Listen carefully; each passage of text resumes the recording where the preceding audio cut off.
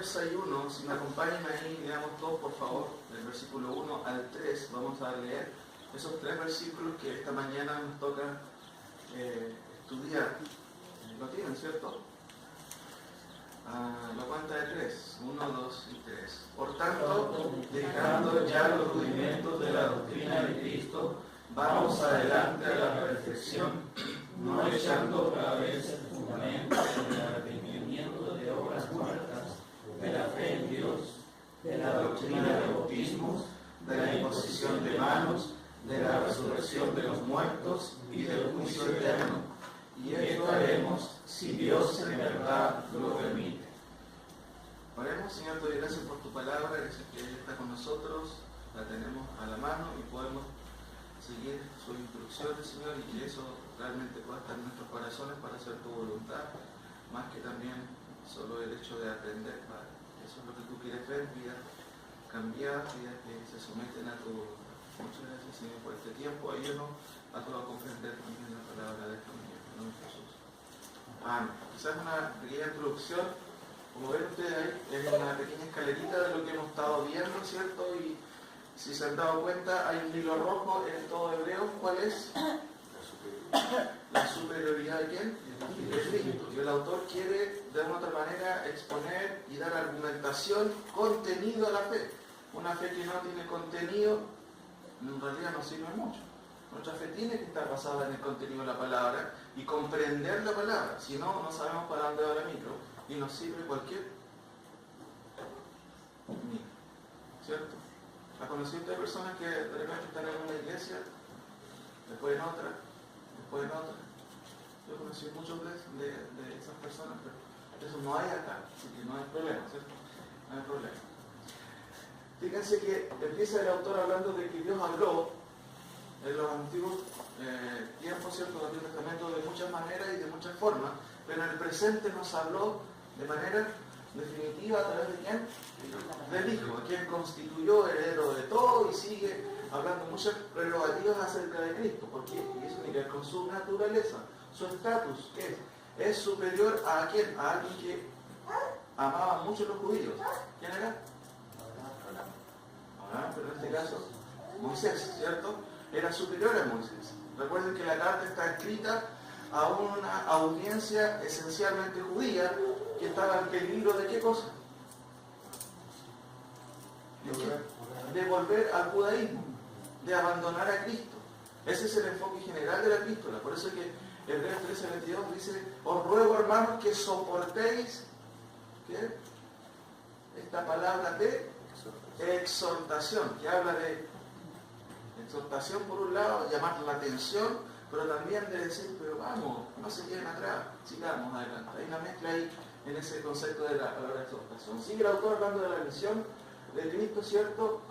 Su función sacerdotal, él lo presenta como sacerdote, ¿cierto? Hace un llamado a creer, habla del peligro de la incredulidad, recordando un poco a los padres, ¿cierto?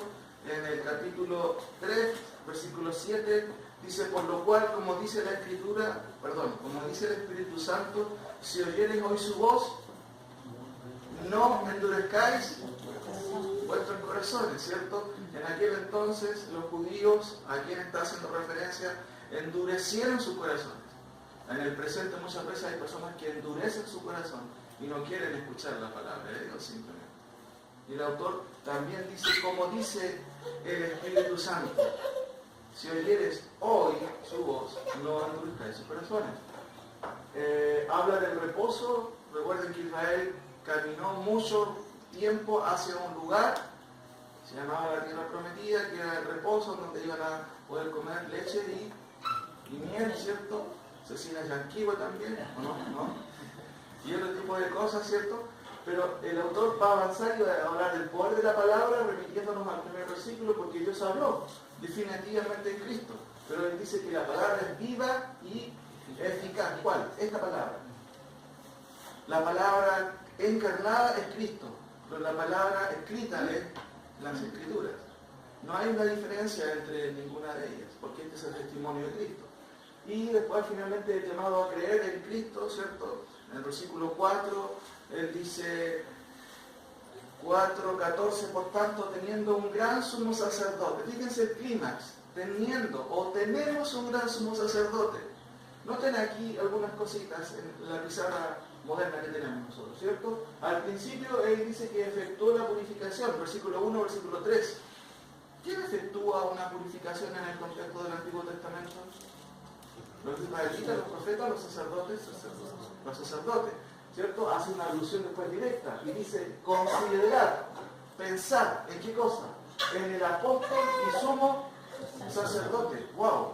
Cristo es sumo sacerdote, eso está diciendo. Pero después aquí en el último versículo dice, tenemos un sumo sacerdote. ¿Se dan cuenta?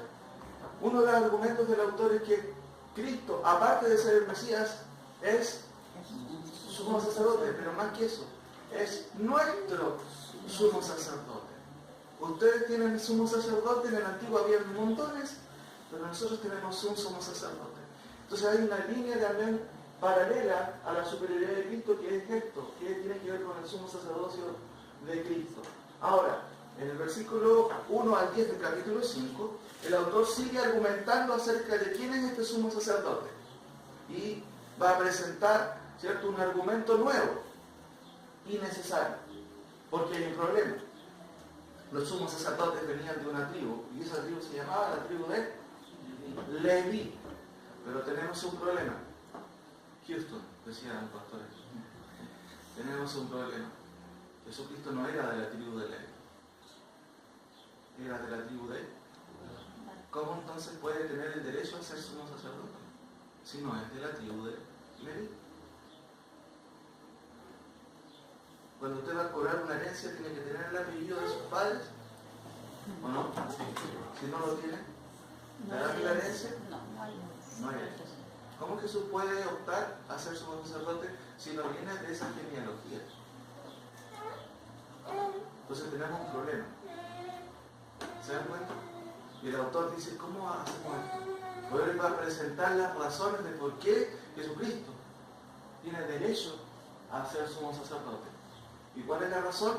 Y él va a mencionar de que Cristo es su sacerdote según el orden de Melquisedec. ¿Quién es Melquisedec? Fíjense que en el capítulo 7, versículo 1, él retoma el tema y él va a decir, porque este Melquisedec, rey de Salem, sacerdote del Dios Altísimo. Dos cosas se mencionan de Melquisedec. ¿Quién era? Rey y más encima, sacerdote. Por eso nomás vamos a quedarnos por ahora. Pero el autor no puede seguir argumentando acerca de eso, porque hay un pequeño problema y hay un paréntesis exhortativo, hay una urgencia que el autor quiere tratar. No puede avanzar porque hay un problema en sus oyentes. ¿Cuál es ese problema? Versículo 11 del capítulo 5. Aquí lo tengo, ¿cierto? En cierto sentido tenemos un paréntesis en tres partes que hemos estado viendo el problema, que es la reprensión. 5 del 11 al 14. Vemos ahí la anatomía del problema. Lo vimos ya en la clase pasada, ¿cierto? ¿Se acuerdan cuál era el problema de los judíos o de los destinatarios? Voy a hacer un pequeño repaso, no se asusten. Vamos a ver ahora las medidas que tiene, o las medidas inmediatas que toma el autor para este problema, para después ver las imposibilidades que él presenta. Fíjense lo que vimos la otra vez, la primera parte, porque dividimos en tres partes esta sección: la reprensión, el llamado y la advertencia. La primera parte de la reprensión es la anatomía del problema. Fíjense la realidad de los oyentes de acuerdo al versículo 11. ¿Qué dice su Biblia en el versículo 11? ¿Cuál es el problema de los oyentes? Habían sido tardos para oír. Ahí está justamente el problema. Acerca de esto, ¿cuál es el contexto? Acerca de Melquisedec, que es un tema complicado y difícil. Tenemos mucho que decir y difícil de explicar, y de hecho el original dice difícil de interpretar incluso. Pero ¿por qué se ha hecho tan difícil? Hay una razón. Por cuanto os habéis hecho tardos para oír. El problema no era la materia o el contenido en sí, el problema era otro. Los oyentes, que se habían hecho tardos para oír. Y eso habla de que no querían someterse por un lado, tenían dudas, ¿cierto? No tenían una buena actitud frente a la exposición y al tema que está presentando. La expectativa fracasada, versículo 12. ¿Cómo dice su Biblia? Fíjense en la expectativa que esperaba el autor, pero quedó totalmente en el suelo la expectativa. ¿Qué esperaba el autor de Hebreos en cuanto a estos hermanos? Que a esa altura ya tendrían que haber sido maestros. Fíjense lo que dice ahí. Porque debiendo, deber, habla de que debemos. Estoy en deuda, estaban en deuda, debiendo ser ya maestros después de tanto tiempo. ¿Cuántos años lleva usted en la iglesia? 2. No, sin decirlo mejor. ¿Te preguntó? Sin decirlo, ¿cuánto tiempo llevamos en la iglesia? Y el autor dice, tanto tiempo, tenéis necesidad de que se os vuelva a enseñar cuáles son los primeros rudimentos de la palabra de Dios y habéis llegado a ser tales que tenéis necesidad de leche y no de alimentos sólidos. Todavía están tomando la madera. Debían ser ya maestros. ¿Y a qué se refiere maestro? ¿Que todos tenían que ser pastor o enseñador? ¿A qué se refiere? Maduro espiritualmente, pero está hablando del concepto de que ser capaz de dar explicación de tu fe. ¿Tú puedes dar explicación de tu fe a otras personas? ¿Puedes explicarle por qué crees en Cristo y por qué Él es el único camino, la verdad y la vida? No eran capaces de eso. Después de tanto tiempo, tenían que volver a repetir las mismas lecciones. Ahora, expectativa fracasada, por supuesto. El pronóstico espiritual. ¿Qué es lo que, de acuerdo a lo que está viendo el autor, ¿cierto?, dice? Él señala, pero el alimento sólido es para los que han alcanzado madurez, para los que por el uso, interesante este uso, tienen los sentidos ejercitados en el discernimiento del bien y del mal. ¿Para quién es el alimento sólido? ¿Para cualquiera? No, para quienes han alcanzado la madurez y tienen la capacidad por sí solos de discernir entre lo malo y entre lo bueno. Y eso habla de madurez. Entonces ya entienden el problema, que habían sido tardos para ellos. Esa es la anatomía del problema con sus consecuencias. Hay una expectativa fracasada. Recordemos nuevamente, los oyentes son judíos y estaban dudando de Cristo. ¿Será realmente Él el Mesías? ¿Debemos realmente acercarnos confiadamente a Él? ¿O será que tenemos que esperar a otro Mesías? Y algunos estaban en esa duda. Por eso es que Él presenta las prerrogativas de Cristo, las prerrogativas superiores de Cristo en torno, ¿cierto?, al sacerdocio del Antiguo Testamento. ¿Cuál es nuestro tema en esta mañana? ¿Cómo dice ahí? Tema 2, el llamado. ¿Y cuál es el llamado que hace el autor? Fíjense en el versículo 1, por favor. Lean ese versículo y hay un llamado que hace el autor, claramente ahí. Por tanto, dejando ya los rudimentos de la doctrina de Cristo, y ahí está el llamado. ¿Cuál es el llamado? Vamos adelante. Ese es el llamado que hace el autor. Vamos adelante. Va a mencionar otras cosas más, ¿cierto? Dice, vamos adelante a la perfección. Notemos algunas cosas aquí, quiero ilustrar. Fíjense, hay una cita de Pastor MacArthur que me llama mucho la atención. Dice, usted puede ir al templo, o tú puedes ir al templo durante muchos años. Puedes oír el Evangelio una y otra vez. Puedes haber hecho la oración del pecador 10 veces. No dice eso ahí, pero estoy parafraseándolo. Ser miembro fiel de la iglesia, pero jamás haber aceptado la verdad de Jesucristo. A esta clase de personas va dirigido este mensaje. El escritor se dirige específicamente a judíos que habían oído el Evangelio, pero no querían o no habían aceptado a Cristo como el real Salvador y el único Señor. Sin embargo, la advertencia aplica a cualquiera que sea judío o gentil. ¿Qué significa la palabra gentil? Podría haber sido romano, griego, y en el día de hoy, chileno. Y argentino también, ¿o no? también los argentinos no. Argentinos, ¿cierto? Uruguayos, de todo, aplica a todo. ¿Qué dice Mateo 7:21, mis queridos hermanos? ¿Te lo saben de memoria? Mateo 7:21. Pero si yo cito a la iglesia.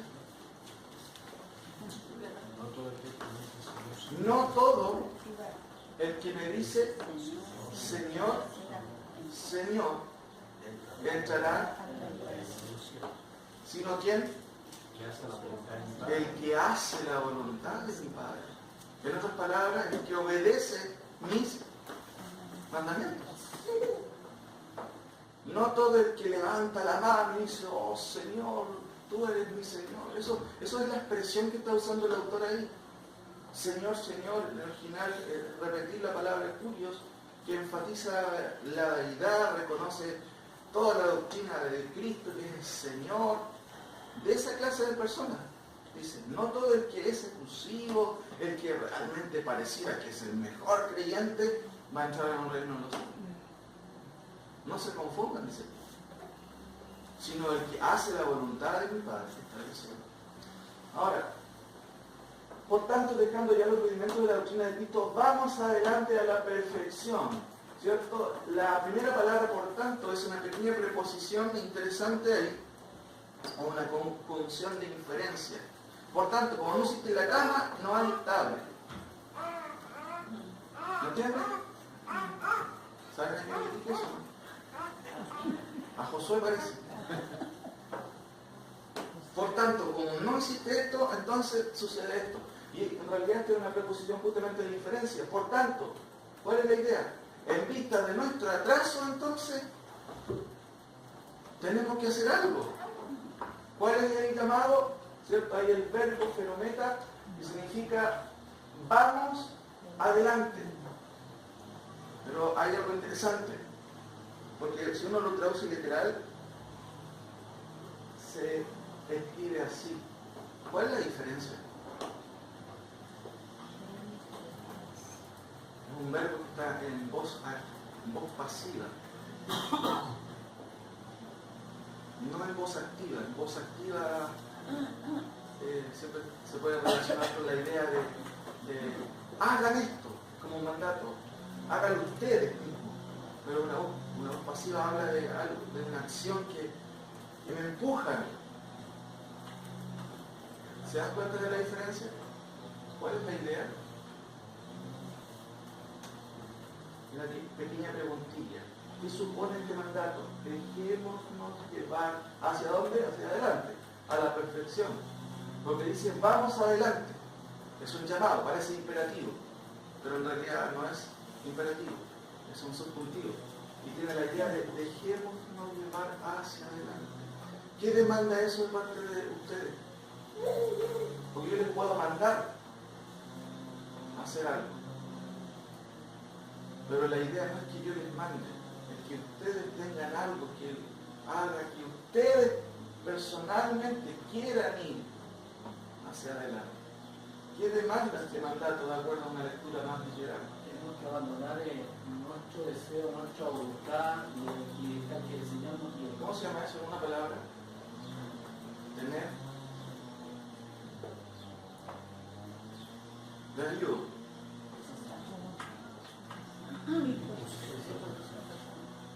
¿Me entienden? Dejémonos. ¿Qué significa eso de dejémonos? Dejémonos llevar hacia adelante. Cuando yo estamos en el auto y estamos poniendo la Abigail en el asiento, ella no se quiere dejar amarrar. ¿Me entienden? Me molesta todo, me molesta, dice me molesta. O soy igual. Pero ahora como que entendió un poco que eso le ayuda. ¿Y qué es lo que hace? Se deja. ¿Por qué? Porque está aprendiendo esta palabrita, miren. Disposición personal. Él sabe que eso va a ser para su tiempo. Entonces ella ahora ya se deja. No puede estar más seguro. Pero hay otra cosa que necesitamos. Disposición personal. ¿Y qué ven ahí? Ser enseñado. enseñables. ¿Somos enseñables? A veces es una situación bien complicada porque hay personas que no les gusta que les enseñen. O que le digan algo. Tan mal hecho, no está bien como lo estoy haciendo. ¿Qué es esa virtud? ¿Conocen ese tipo de personas? Esos son en otras iglesias, sí, como acá. ¿Cierto? Pero ser enseñable, querido hermano, es parte de esto. Vamos adelante, dice el autor, a la perfección, pero incluye, dejémonos llevar hacia adelante. Y eso demanda disposición de nuestra parte y ser enseñable. Hermano, ¿quieren todos ustedes progresar, ser maduros? ¿Pero tienen la disposición? ¿Son enseñables? Excelente. Vamos a crecer, si así el Señor lo permite, como dice el último versículo. Ahora, notemos algo más. ¿Qué es eso? Es una figura geométrica, ¿cierto? Es un cubo, no sé qué será, un rectángulo, en 3 dimensiones, pero quiero ilustrarlo de esta manera. Supongamos que ese es su cubo de información que usted tiene, su disco duro. ¿Ya? ¿Disco duro de cuánto giga, Felipe? Un tera, hay de 500 también, ¿cierto? Algunos, otros de más. Pero supongamos que ese es su disco duro de conocimiento. ¿Cómo está este disco duro? Lleno, ¿no? Está un poco vacío, ¿cierto? Fíjense, los rudimentos son las primeras cosas que usted guarda en su disco duro aquí. Las primeras enseñanzas que aprende de qué cosa? De la fe. Pero la idea es que apuntemos hacia dónde. ¿Qué significa eso? Llenar nuestro disco duro, ¿cierto?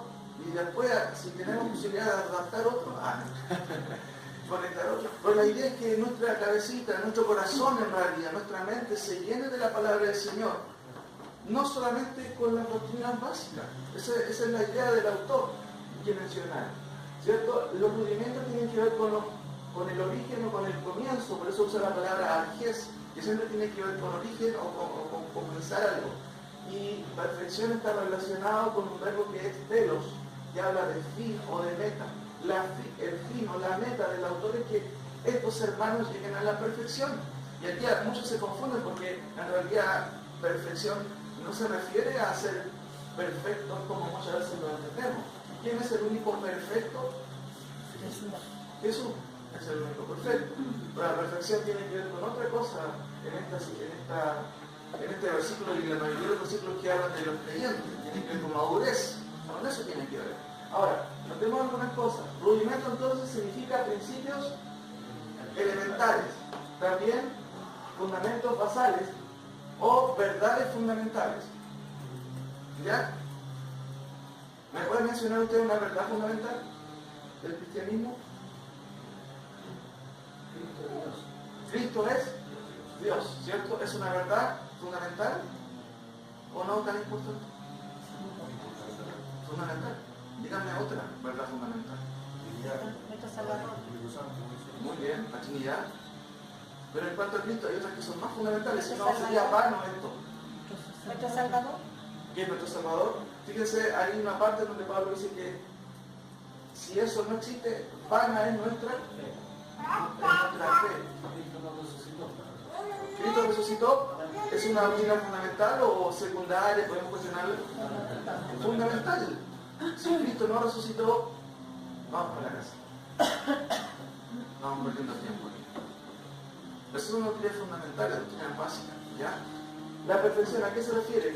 Y el autor usa una palabra interesante que viene del mismo verbo telos, pero es otra palabra, es un adjetivo que tiene la idea de lo siguiente, de estado de ser completo o condición de completo.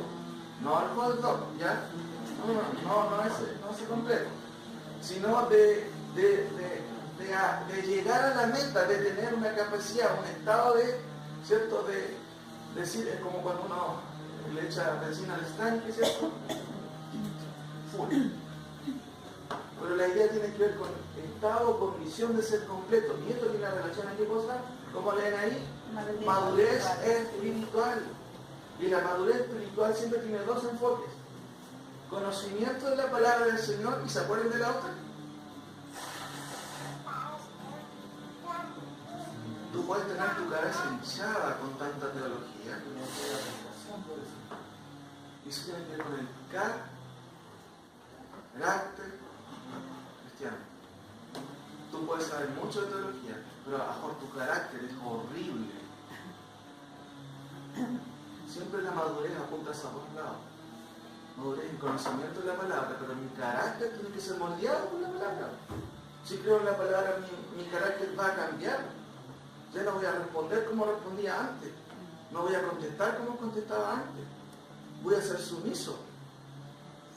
Voy a cambiar. No significa que no vamos a cometer ciertos errores, pecados, pero nuestra actitud va a ser diferente. Yo le comentaba a los chicos acerca de algo que yo puedo cometer, por ejemplo, no sé, a veces estoy estudiando en la casa y la Kim va y me dice, Joel, saca la basura. Y no estás yendo, estoy estudiando, no puedes sacarla tú, que estás cerca. Y ahí después le digo, no. Me demoro un poco. Digo, no estuvo buena la reacción así. Y me levanto, ¿cierto? Y digo, perdón, la puedo sacar. Porque, hermanos, el conocimiento de la Escritura no tiene que ver solamente con saber teoría, tiene que ver con aplicarla a nuestra vida. Eso tiene que ir moldeando nuestro carácter. Si antes éramos respondones, ¿cómo deberíamos ser ahora después de 10 años de cristianismo? Más humildes, ¿cierto? Más enseñables. La cosa es que, ¿quién me va a enseñar eso? Ahora, madurez espiritual. Con eso tiene que ver la situación. Ahora, notemos una cosa. Si llenamos nuestro disco duro, nuestra mente de información, no solamente información, sino de enseñanza escritural, ¿cierto? Vamos a ir llenando nuestro disco duro y vamos a tener un disco duro más o menos llenito. ¿Qué le parece? Bueno, ¿cierto? Pero ¿cuál es la realidad de los hermanos de...? Esa es la realidad. Está un poquito vacío. Ahora, note usted el versículo 1, ¿cierto? Y el versículo 2. Y dígame cuántas doctrinas menciona el autor. Por tanto, dejando ya los rudimentos de la doctrina de Cristo, vamos adelante a la perfección, no echando otra vez. Y ahí empieza a enumerar ciertas doctrinas. ¿Cuántas doctrinas se las... El arrepentimiento. Ya, esa es una, pero ¿cuántas son? Son como 6. Son 6, ¿cierto? Sí. Ahora, noten aquí un poquito en la ilustración, tenemos, ¿cierto? La idea acá, por tanto, dejando ya los rudimentos de Cristo, habla más bien de la palabra de Cristo, que también se puede traducir como doctrina de Cristo, principio de la palabra de Cristo. ¿Cuáles son? Ahí está, arrepentimiento, ¿qué viene después? En su Biblia. La fe de Dios. Vamos a ver, no, obras, Bueno, dice eso, ¿no? sí, ¿Qué viene después?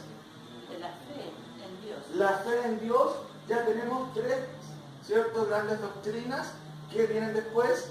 La doctrina de los Ya, los bautismos. ¿Qué viene después? imposición de manos. Imposición de manos. Nos quedan 2 más. ¿Cuáles son? Resurrección de la muerte y el juicio eterno. Resurrección de la muerte, ¿cierto? Y finalmente tenemos el juicio eterno. Por alguna razón el autor considera estas 6 doctrinas como doctrinas fundamentales. ¿Para qué tipo de audiencia? Especialmente judía. Recordemos eso. Para ellos en especial, por alguna razón el autor tiene que mencionar esto como cosas que él ya había enseñado y que tiene que volver a repetir.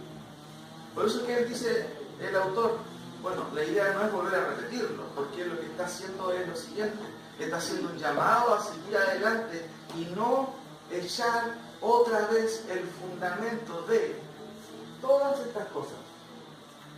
¿Por qué no quiere echar otra vez el fundamento de todas estas cosas?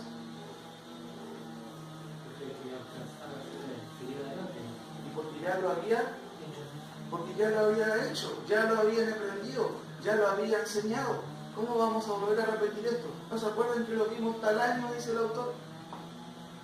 Ahora, fíjense en este grupo de doctrinas. A lo menos encontramos tres características o tres grupos que tienen que ver con este grupo, para la redundancia, de doctrinas. Fíjense, los primeros dos, resurrección de los muertos y juicio eterno, tienen que ver con ¿qué es la escatología? Las doctrinas futuras, ¿cierto? Parte de ellas son obviamente el juicio eterno y la resurrección de los muertos. ¿Cómo?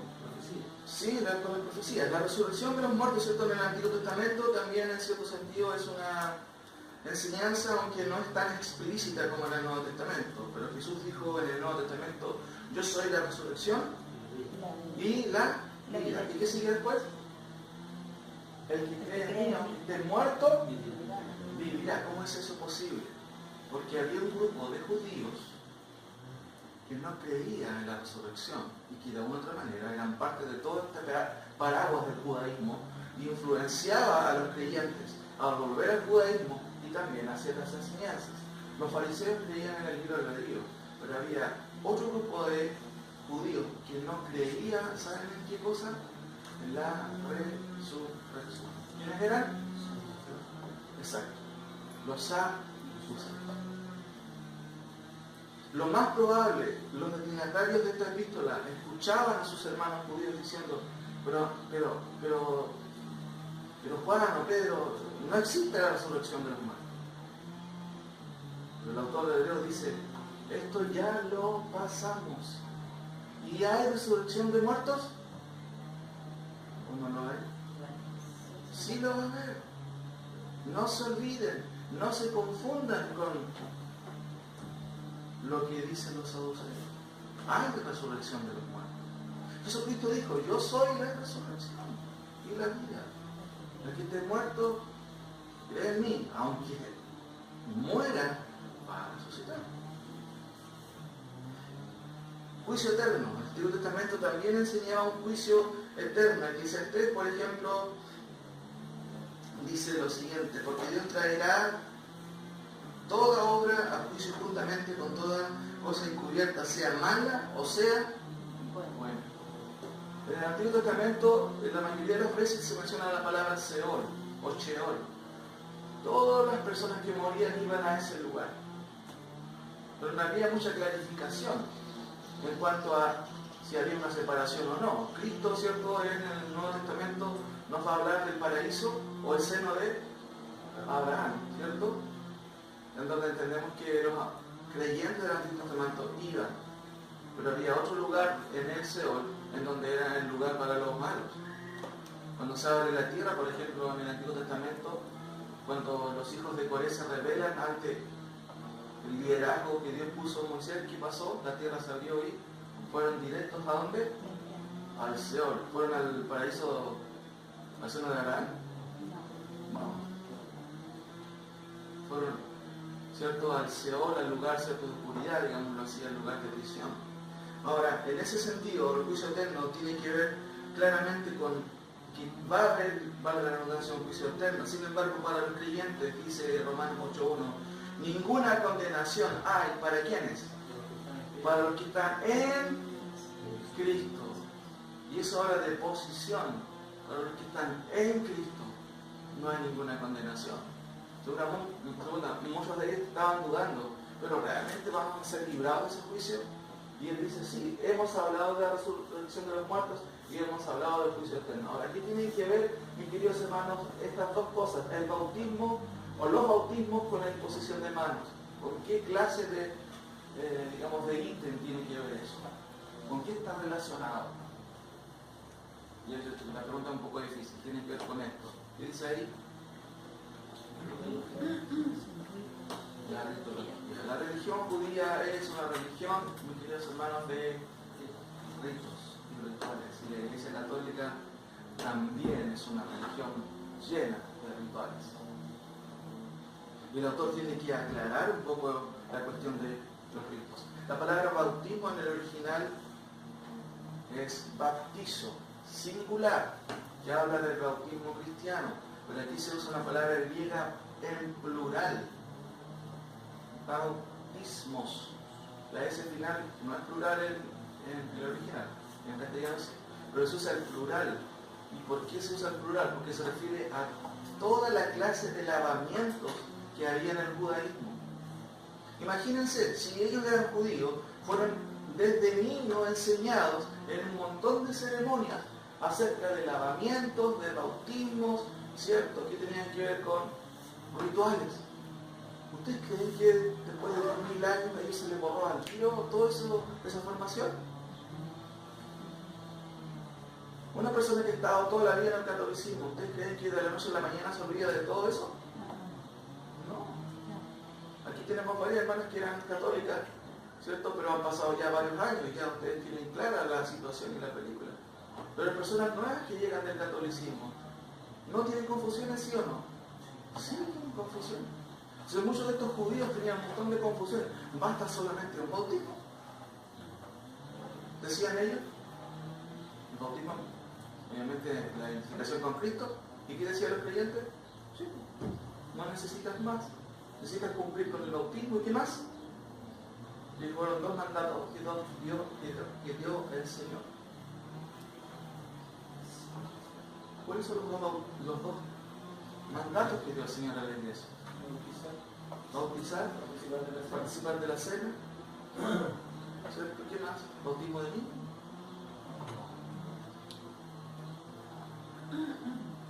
Dos mandamientos solamente Dios mandó. El bautismo cristiano, que es diferente a lo que está diciendo acá, que usa el plural. Bautismos, que habla de lavamientos, que habla de todas las ceremonias rituales que tenían en el judaísmo. Y él tiene que aclararlo, ¿cierto? Y explicarlo a ellos. Solo basta un solo sacrificio. Disculpen, dígame la introducción. Dale más. Todavía dentro de iglesias evangélicas hay graves, digamos, interpretaciones de ellos. Por ejemplo, yo me encontré con una colega que llegó a mi trabajo y ella me dijo, yo le quiero decir que al principio de año, marzo, yo necesito en tal mes una semana de permiso administrativo, porque nosotros en la congregación donde yo asisto celebramos la fiesta de las embajadas. Entonces yo seguí indagando y ella era de una congregación, tenía iglesia evangélica israelita.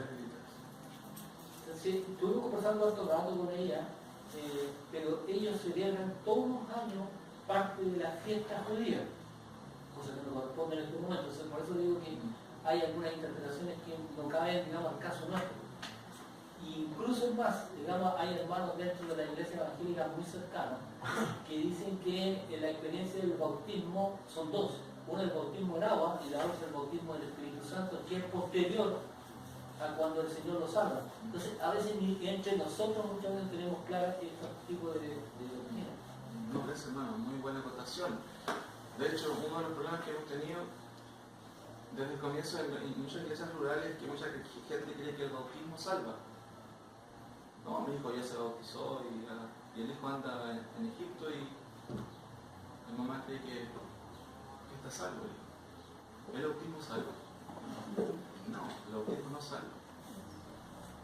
Es un mandato de obediencia simplemente. ¿Cómo va a salvar un ritual? ¿Quién salva? Cristo salva. La fe en su obra salva, no en un ritual. Como mencionaba el hermano Hans, ¿cierto? Esta creencia del segundo bautismo del Espíritu Santo que está en los credos de muchas iglesias pentecostales como la evidencia de que tú tienes el Espíritu Santo y que hablas en lengua. Eso lo enseña la Escritura. Por un solo bautismo fuimos bautizados todos, dice Pablo en 1 Corintios capítulo 13, versículo 12. Ahora, fíjense que en este sentido, la imposición de manos también era otro tipo de ritual, que era práctico y se usaba mucho en el Antiguo Testamento cuando habían reyes, se les imponían las manos para, de alguna otra manera, simbólicamente decir Dios está contigo. El 26 ustedes van a ver que los pastores aquí van a imponer sus manos sobre mí, me van a entregar la unción y todo eso. No, hermanos, no significa eso. Solamente es una ceremonia, nada más, en donde simbólicamente se ora por la persona para que Dios le siga acompañando, nada más que eso. No tiene otro poder especial o un poder mágico, no. Pero en el contexto del judaísmo, la imposición de manos en algún momento llegó también a tener otro tipo de connotación. Pastor MacArthur dice: olvídense de las enseñanzas sobre la imposición de manos en los sacrificios del templo, afárrense a Cristo poniendo su esperanza en Él, y punto. Sin duda que todo el Antiguo Testamento prefigura a Cristo, porque las víctimas que morían, ¿qué es lo que tenía que hacer el oferente o el pecador? Poner las manos sobre ese animal inocente que no tenía nada que ver con el pecado de la persona. ¿Me entiendes? Pero ¿de qué manera? Simbólicamente. ¿Quién llevaba el pecado de este hombre?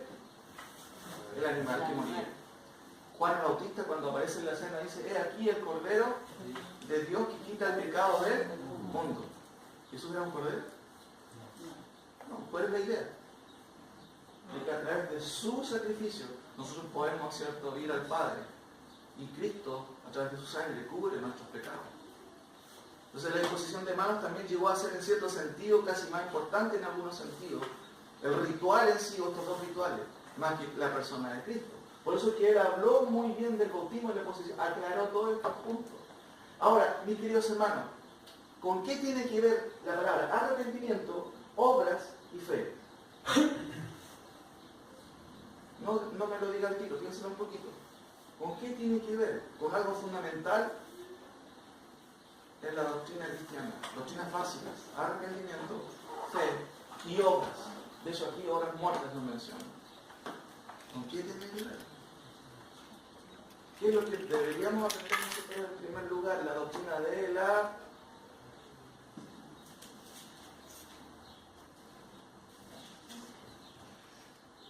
arrepentimiento, fe. ¿Con qué tiene que ver eso? Andrés, Andrés, dijiste otra cosa. Con la salvación. Miren, fíjense acá. ¿Qué dice ahí? Soteriología. ¿Alguien sabe lo que significa la palabra soteriología? Viene de soter. Soter significa salvación. La doctrina de la salvación. ¿Qué necesitaste tú? ¿Qué necesita usted para llegar a Cristo? Arrepentimiento y fe. Pero en el caso de los judíos, entender que las obras no salvan.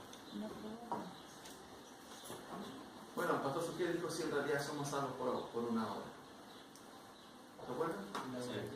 Pero no por la tuya, sino por la obra de Cristo. ¿Confío yo en esa obra? Amén. Amén, ¿cierto? ¿Pero cuál es la evidencia de que yo confío en esa obra? Arrepentimiento y fe. ¿Se dan cuenta? Es como un círculo que se llama conversión. La palabra arrepentimiento tiene una palabrita compuesta de dos palabritas, ¿cierto? Noeo, que habla de mente, y de una preposición que se llama meta. De ahí viene metamorfosis, por ejemplo, ¿cierto? Metanoeo, cambiar de pensamiento. Y tiene más la idea de cambiar de ideas o de percepción radicalmente en cuanto a mi persona, a mi pecado, en cuanto a Cristo, en cuanto a Dios. Y eso me lleva a un cambio radical de la vida. O sea, hermano, si una persona no se arrepiente de todo, no puede tener fe en amar a Cristo, en recibir a Cristo. O sea, si yo no me arrepiento de todo lo que hice, hay una cosa que principalmente debemos arrepentirnos de nuestros pecados. eso. O sea, usted no va a recordar todos los pecados que hizo. Pero a veces llegan a la mente. Claro, pero Dios perdona, dice Juan 1:9, que Él es fiel y justo para perdonarnos y limpiarnos de cuántas maldades. De toda maldad. Quizás nosotros no vamos a recordar todos los pecados que hemos hecho, pero principalmente nuestro pecado es con Dios, ¿cierto? Porque de tal manera, como dice el mundo, que Dios es un ejemplo para que todo aquel que en Él crea no se pierda, mas tenga vida eterna. ¿Por qué razón? Porque por cuanto todos pecaron, están destituidos de la gloria de Dios. Entonces, es evidente que Él les enseñó la doctrina de la salvación a ellos. Sí, pero seguían luchando con aspectos como el arrepentimiento, como la fe en Dios. Fíjense por favor, por ejemplo, vamos a Juan, de hecho yo lo he mencionado en otras ocasiones, con lo relativo a las obras muertas. Juan 6. Juan 6, versículo 22 en adelante. Jesucristo está ahí en una cena, estaba en Capernaum, viajando ahí, estuvo entre Capernaum y Tiberio, ¿cierto?, alimentando a las personas. Y dice el versículo 24, cuando vio pues la gente que Jesús no estaba allí, ni sus discípulos entraron en las barcas y fueron a Capernaum, buscando a quién? A Jesús. Y hallándoles al otro lado del mar le dijeron, Rabí, llegaste, por fin te andábamos buscando. ¿Y qué le contesta Jesús? Un poco pesado Jesús mismo. De cierto os digo que me buscáis no porque habéis visto las señales, sino porque os comisteis el pan y os... ¿Por qué le buscaba a la gente? Sí, por ahora, pero ¿por qué le buscaba? Concretamente hablando según el versículo. Por el pan. Porque lo saciaba con qué? Con pan y alimentos, ¿cierto? Con choripanes, seguramente había en ese tiempo. Churrascos, ¿cierto?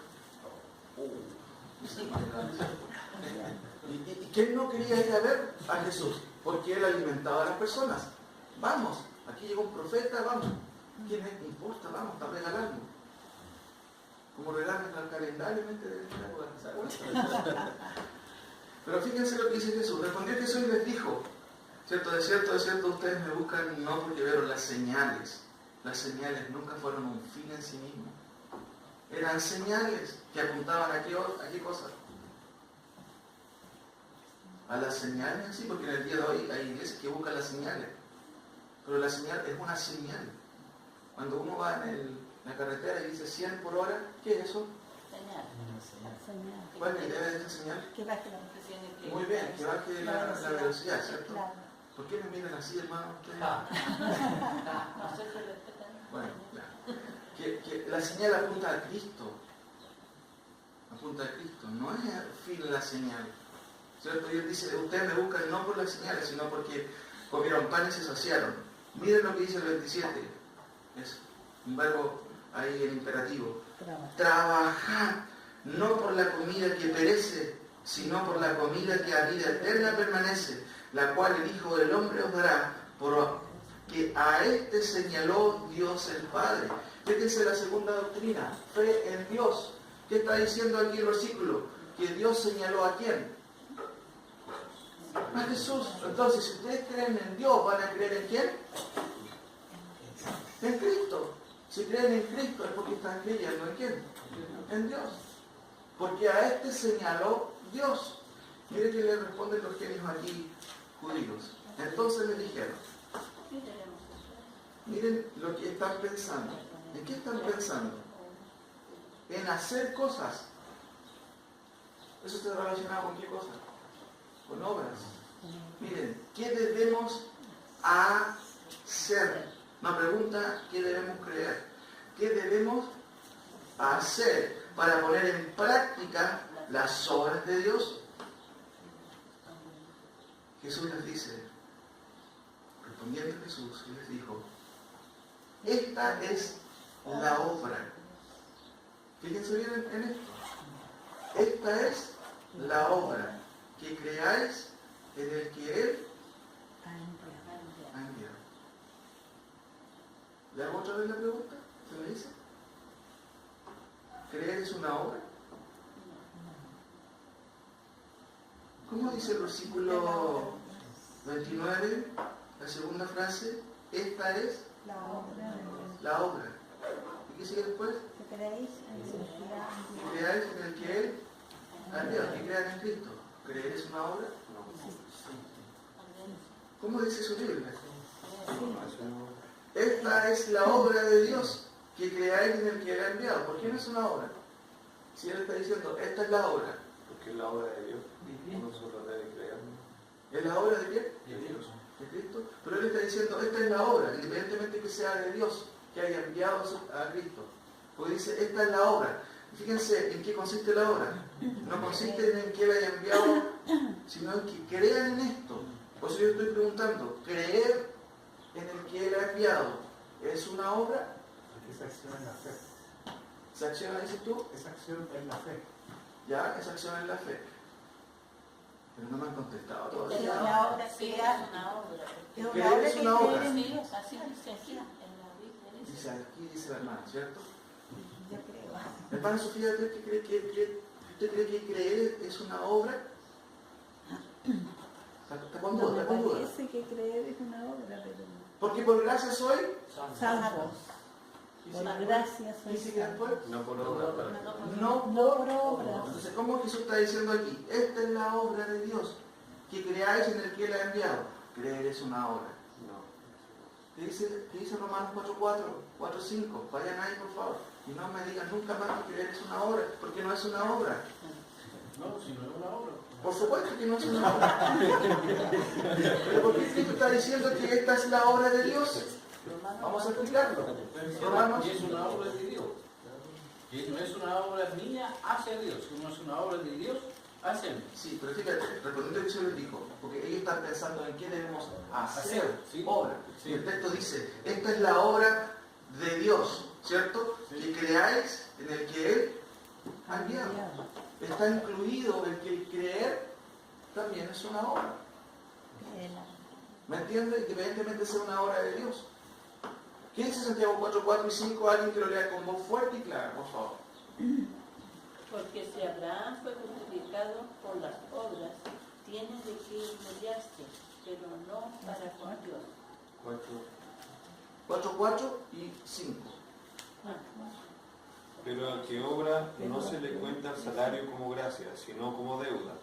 Mas el que no obra, sino cree en aquel que justifica al impío, su fe le es contada por justicia. ¿Cómo somos salvos?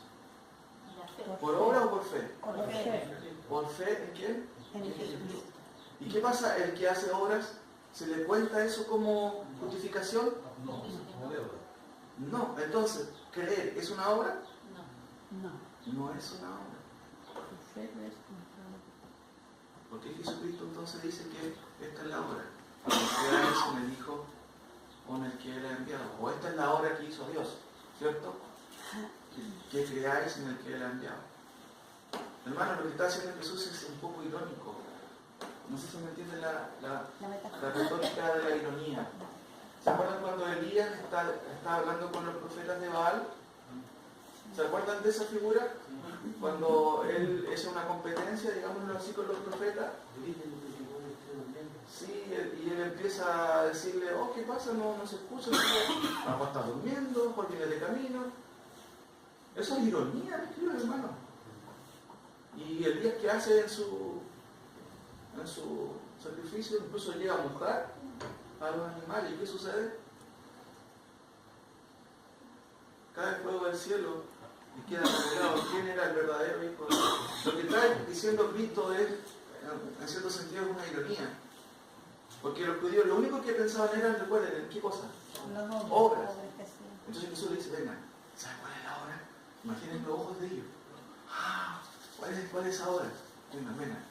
Y crean en el que Él ha enviado. ¿Qué está diciendo con eso? Está diciendo, dejen de andar con sus cargas con obras, bótenla y crean en esa obra. ¿La ven? ¿La ven o no? La cruz de Cristo. ¿Me entienden? Eso es lo que está diciendo Cristo. Crean en el que Él ha enviado, crean en esa obra, en la única obra que los puede justificar. Mis queridos hermanos, estas tres cosas dicen que son doctrinas fundamentales, pero yo estoy diciendo que son doctrinas. No, son doctrinas que nunca deben faltar en la iglesia y tenemos que volver a estudiarlas una y otra vez, mis queridos hermanos. Se me cayó el tablet, perdón. Las hojas. Se me tablet. Conclusiones. Vamos adelante. ¿Ese es el llamado, sí o no? ¿Y qué incluye este llamado? supone disposición y ser Enseñable. enseñable. ¿Usted es enseñable? Sí. ¿Tiene disposición? Sí.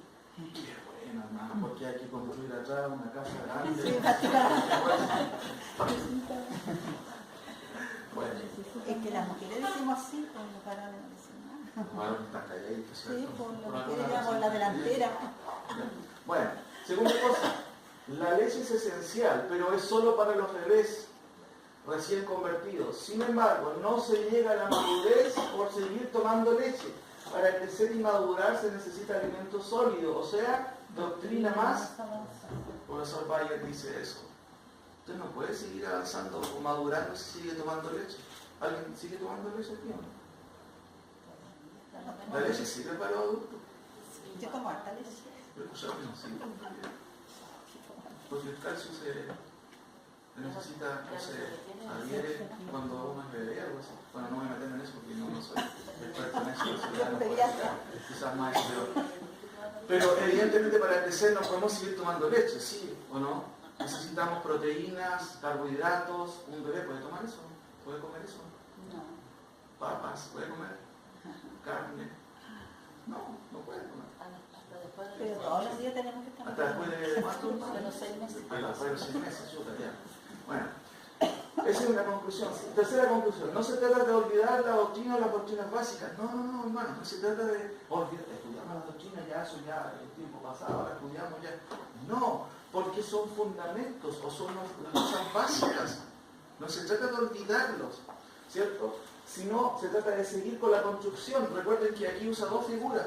Usa la figura de la alimentación y de los fundamentos. ¿Cuántas veces se echan los fundamentos? Una sola vez. Y después que se sigue construyendo para arriba, ¿cierto? Esa es la idea, no podemos, vamos a trabajar en el fundamento este fin de semana, el otro fin de semana otra vez en el fundamento. No, pues el fundamento se hace ¿cuántas veces? Una sola vez y después se sigue construyendo hacia arriba, ¿cierto? Dice, son los fundamentos, por supuesto, sino de seguir la construcción hacia arriba, los cimientos ya fueron puestos. Cuarto, si el mensaje apunta a avanzar, a dejarle la lección, nos enseña que debemos de dejar de ser niños y avanzar a lo que viene. ¿Qué significa esto? Ser adultos. La fase de la niñez es eso, una fase. Debemos llegar a ser adultos en la fe. Debemos dejar de pintar dibujitos del Mesías y acercarnos al Mesías. No tengo nada malo con los dibujitos del Mesías, ¿ya? Hoy hicimos dibujitos cuando sí. Es parte del progreso, ¿pero de quién? De los niños. No de ustedes. Debemos avanzar, me incluyo también. Debemos avanzar, ser adultos. Dice MacArthur, ¿cierto? Debemos dejar de hacer dibujitos. Imagínense todo nunca, necesitamos avanzar. Pero hay una quinta conclusión, mis queridos hermanos, y esto nos puede llevar un poco a otro tipo de reflexión. Como dice, muchas veces, ¿cómo dice ahí? ¿Alcanza a leer o no? No. Yo le voy a leer ahí para que puedan entender. Aquí ven, ¿cierto? Tienen buena vista, ¿cierto? Sí. Muchas veces parte del crecimiento incluye necesariamente una demolición. ¿Saben lo que es una demolición? Sí, hacer vida, echar abajo. Echar abajo. Sí. Esto es, en algunos casos debemos demoler lo que nosotros hemos construido como fundamento y limpiar nuevamente el terreno y colocar el verdadero fundamento que jamás hemos tenido a veces. Por eso que el apóstol Pablo dice, habla de fundamento y después dice, mirad cómo cada uno sobre edifica. O sea, está hablando de la importancia de lo que uno hace después de poner el fundamento. Pero hermanos, hay una realidad a veces en nuestras iglesias en donde el fundamento tiene termitas. ¿Y qué hay que hacer ahí? Demoler y hacer nuevamente el fundamento. Nuevamente hacer el fundamento.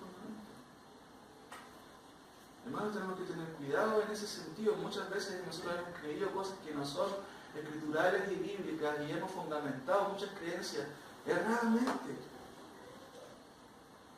Porque quizás se enseñó mal, sin intención, pero eso ha llevado a muchas personas a vivir una vida ambigua en los cristianos. No, si yo soy bautizado y ¿de cuándo que no voy a la iglesia? No, hace como 2 años que no voy a la iglesia. ¿Qué pasó ahí? ¿Qué pasa con los fundamentos? Por eso es que el autor hace un hincapié justamente en, dice, él no está diciendo o rechazando, mis queridos hermanos, que los fundamentos no sirven para nada. Necesitamos siempre volver a recordar los fundamentos, porque son tan necesarios. Dice el autor, por tanto, dejando ya los rudimentos de la doctrina, repito, vamos adelante a la madurez, esa es la idea. Si alguien está rezagado por inmadurez, bueno, hay que indagar ahí, ¿qué pasó? ¿Entiendes quién es Cristo? ¿Entiendes qué es la fe? ¿Entiendes qué es el arrepentimiento? Entonces, ¿por qué sigues en esta conducta? ¿O por qué sigues así? El autor no está diciendo que los fundamentos son innecesarios, porque son fundamentos, son, valga la redundancia, fundamentales. Y en la realidad a veces tenemos que demoler y volver a fundamentar otra vez. Porque no fundamentamos. La mezcla de cemento no estuvo buena, ¿sí? No le echamos tanto cemento, le echamos más arena.